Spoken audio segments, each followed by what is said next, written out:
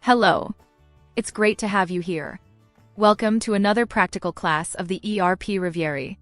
Today we're going to explore an essential functionality for your company's communication, the email accounts registration. This screen allows you to configure all the email accounts that the system will use to send and receive messages, integrating with the sales, services, notifications modules, and much more. Before we start, it's important to understand a fundamental concept. The email account you're going to register needs to exist on an email server. ERP Havieri doesn't create email accounts, it manages them. That's why you need to have an account already created with some email provider, whether it's Gmail, Outlook, your company's own server, or even the servers managed by the technology company that develops the system. The company responsible for the ERP offers email server management services for its clients, ensuring that your accounts are always configured correctly and with high availability. But you can also use any other provider of your choice. When you access this screen, the first thing you see is the list of all registered email accounts. Each record shows important information like the email address, the incoming server, the outgoing server, the IMAP server, the display name, whether it's the default account, and the status.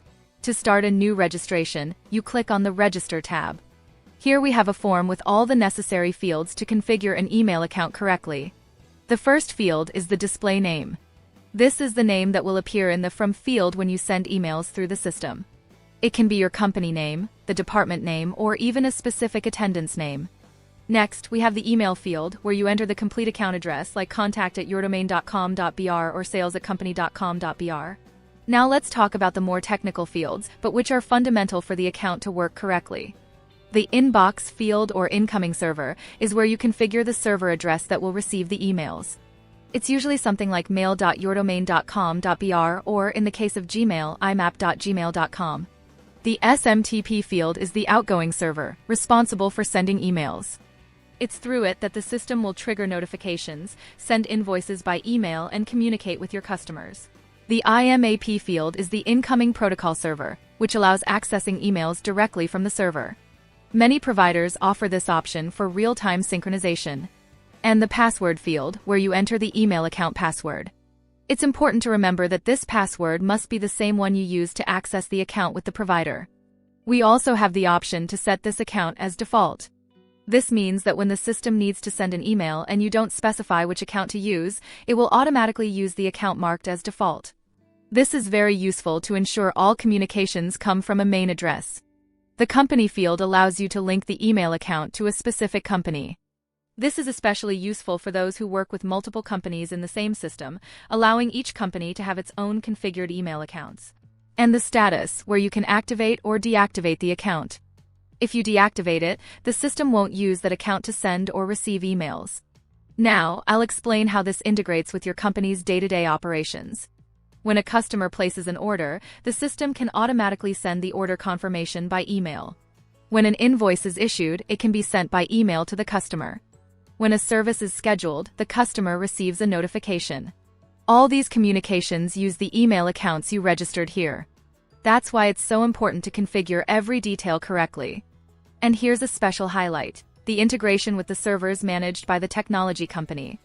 If you use the email services offered by the systems company, many configurations come predefined, making the process even easier.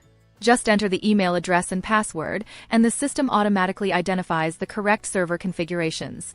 Another interesting feature is that you can register as many email accounts as you want. For example, you can have one account for sales, another for support, another for finance, and so on. Each sector of your company can have its own email address, and the system will use the correct account for each type of communication. In the main list, you can view all registered accounts and quickly identify which is the default account, which is active, and what the configurations are for each one. The Edit button allows you to change any information at any time. An important tip: always check that the server configurations are correct before using an account. Incorrect configurations can cause emails not to be sent or received. If you have any questions, the support team is always available to help. This screen is the foundation for all email communication in the system. With it correctly configured, you ensure that your customers, suppliers, and partners receive all information reliably and professionally. I hope you understood how the email accounts registration works in ERP Havieri. It's a simple tool, but extremely important for your company's day-to-day operations. Keep practicing and exploring all the functionalities of our system. See you in the next class.